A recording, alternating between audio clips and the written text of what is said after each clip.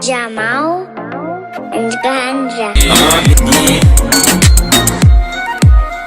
Сәлем оқырман, не әңгіме подкаст жобасының кезекті шығарылымын назарларыңызға ұсынамыз. Бүгінгі шығарылымда ерекше қонағымыз полиция бөлімінің қызметкері. Құрметті Аққулы ауданының полиция бөлімінің қызметкерлері, сіздерді келе жатқан кәсіби мерекелеріңізбен шын жүректен құттықтаймыз. Елдос мырза, қош келдіңіз.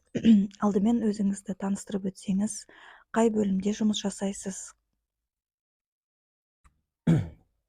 Мен Аққулы ауданының полиция бөлімінің жергілікті полиция қызметінің ювеналдық полиция тобының аға учаскелік инспектор болып инспектормын. Полиция майоры Қойкен Елдос Төлебайұлы. Ішкі істер органына 2014 жылы қазан айында жұмысқа орналастым. Сол уақыттан бастап қазіргі уақытқа дейін жұмыс жасап жатырмын. Оның алдында мен көші-қон қызметінде жұмыс істедім, сосын жедел уәкіл болып жұмыс істедім. Қазіргі уақытта ювеналдық полиция тобының аға инспектормын. Полиция қызметін таңдауға не түрткі болды? Бала кезден осы мамандықты армандадыңыз ба, әлде бұл тағдырдың сыйы болды ма?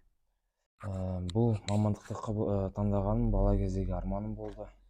Осы арманыма жету болды.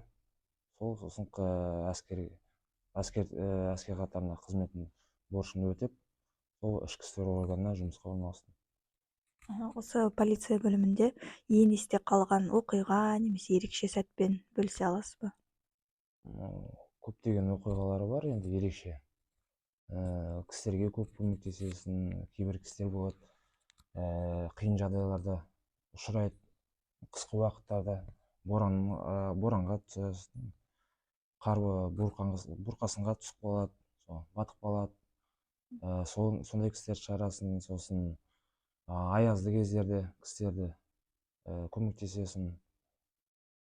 Сосын өз жұмысымен қаншама көмек көрсетесің, жоғалған нәрселерін тауып бересің, қандай да бір қиын мәселелер шешуге болсасын. Сондай жағдайлар. Сырт көзге полиция қызметі тек қатаңдық пен тәртіп қана сияқты көрінеді. Күнделікті жұмыстарыңыздың күрделілігі мен қиындықтарын қалай еңсересіздер? Жалпы осындай жұмыс барысында бір сіздерде әрдайым күрделі бір жұмыстарды атқарасыздар ғой. Сол кезде бір қатты, қалай айтсам болады, депрессияға қарай түсіп кетпеу үшін, не болмаса кейбір кезде жұмыстан қатты көңілің қалып қалмау үшін сондай бір қиын жағдайларды қалай шешесіздер? Ондай жағдайлар енді болады, бірақ енді біз жай жұмыс істеп жатқан жоқпыз, біз елімізге қызмет етеміз. Бір жағынан ойлаймыз, не үшін жұмыс істейміз, не үшін қиналамыз осы, өзім денсаулығымыз құртып дегендей. Сосын бір жағынан ойлайсың, сосын жарайды мен кетерміз, тағы басқа қызметкерлер кетсін. Сосын енді қоғамның қауіпсіздігін кім қамтамасыз етеді? Әр адам қиын жұмыс деп қаша берсек, отанымызды енді кім тыныштығын қарайды. Сол себепті біраз тынышталамыз, жұмысқа одан әрі қызығып жұмыс істей береміз.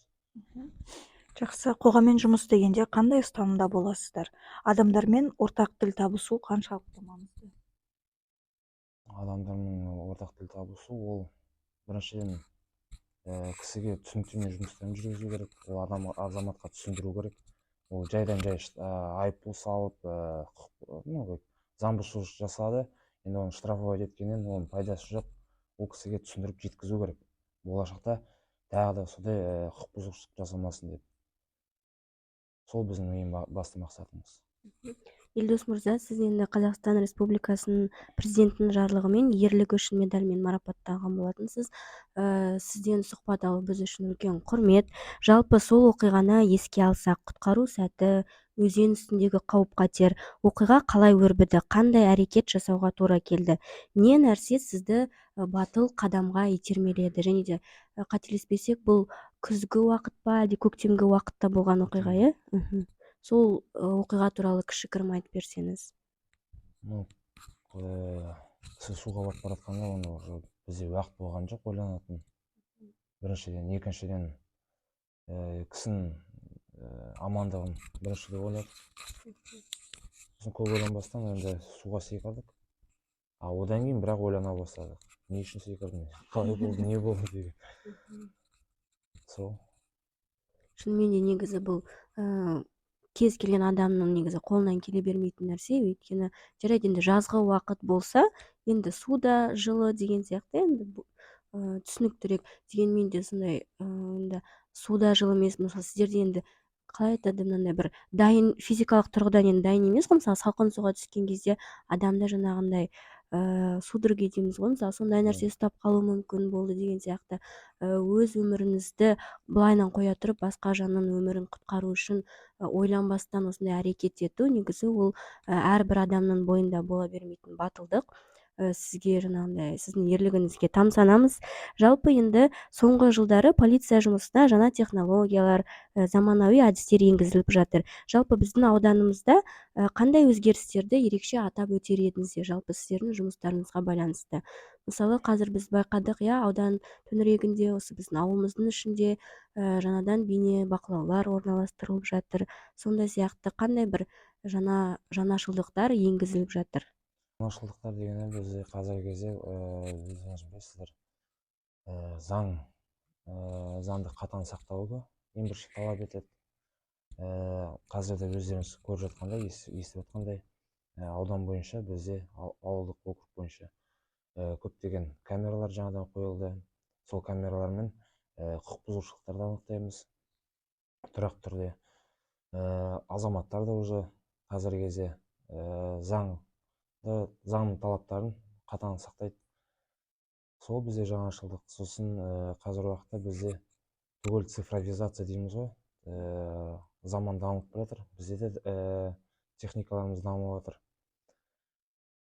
Түгел электронды түрде бізде енді қоя салу деген, тастай салу деген, аға бауыр деген ондай уже түсінік уже жоқ ондай. Тек қана заң және де тәртіп қағиданы ұстанамыз. Жақсы. Осы полиция қызметі бойынша халықта сан түрлі ой бар. Оған қалай қарайсыздар? Халыққа не айтар едіңіздер? Қазір әр адамда өзінің ойы болады, ой пікірі. Енді ол істерге не дейміз? Тәртіпті сақтау керек. Тәртіп болған жерде татулық та болады, бірлік та болады. Сол тәртіп сақтаймыз.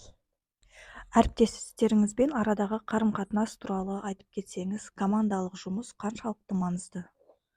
Мұндай командалық әріптестерімізбен біз тұрақты түрде енді бірлесіп жұмыс істейміз. Бірлесіп жұмыс істеген мақсаты қандай да бір оқыс оқиғаларды алдын алуға және де бір-бірімізге көмек көрсету. Жас қызметкерлеріміз бар. Жас қызметкерлерімізге қандай да бір көмек көрсету, психологиялық тұрғыда көмек көрсету және де жұмыс бабында көмек көрсету. Жас мамандарымыз өзі ары қарай алып, одан ары дамыған үшін.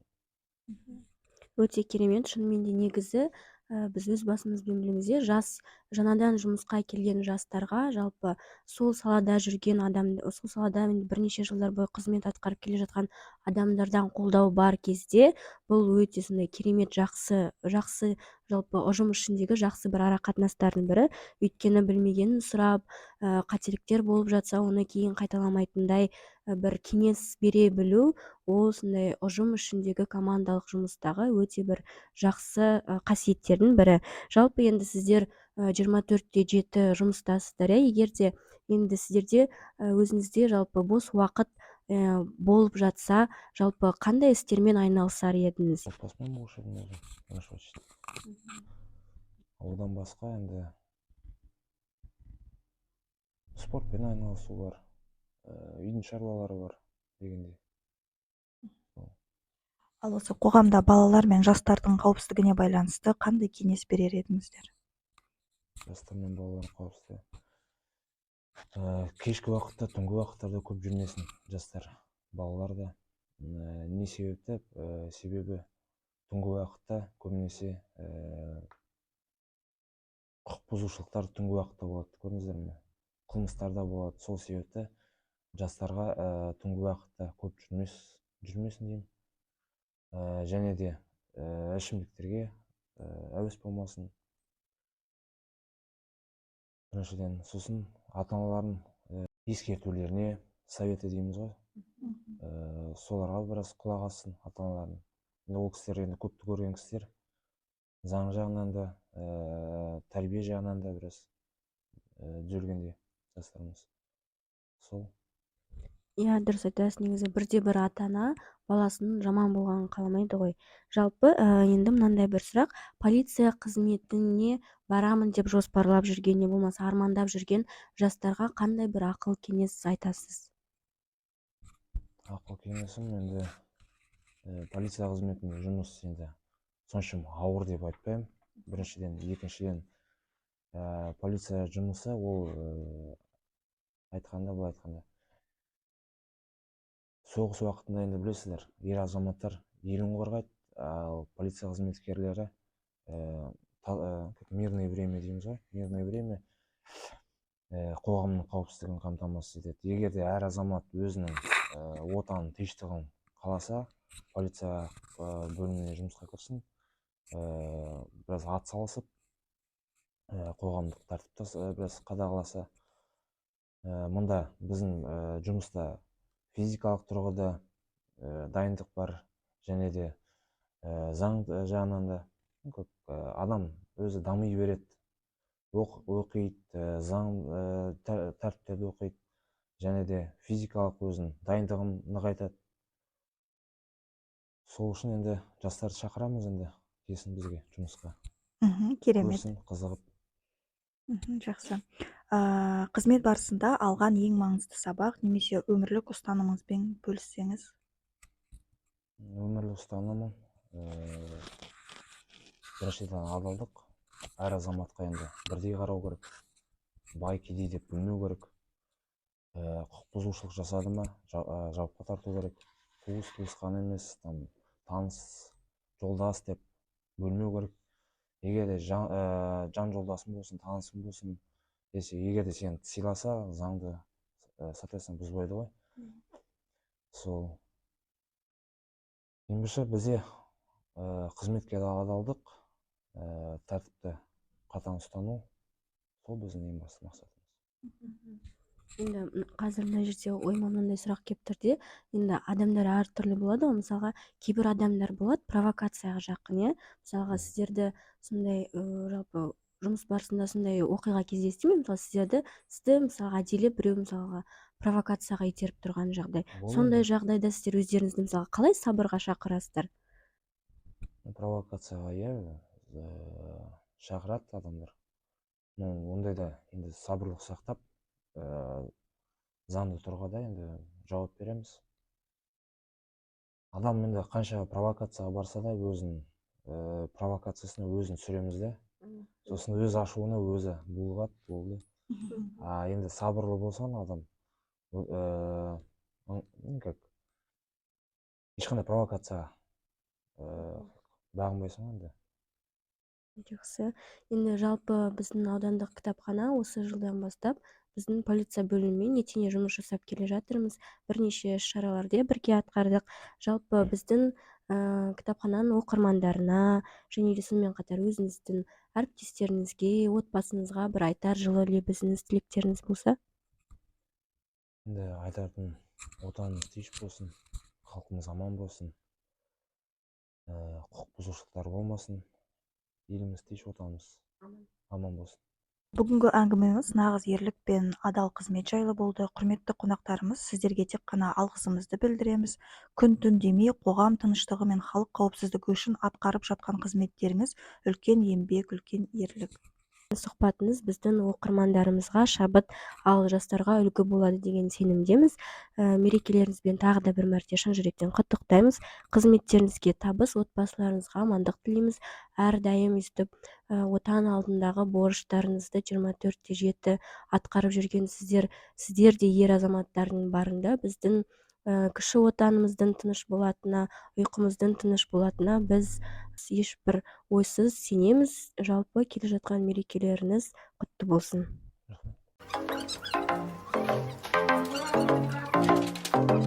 Jamal and Ganja.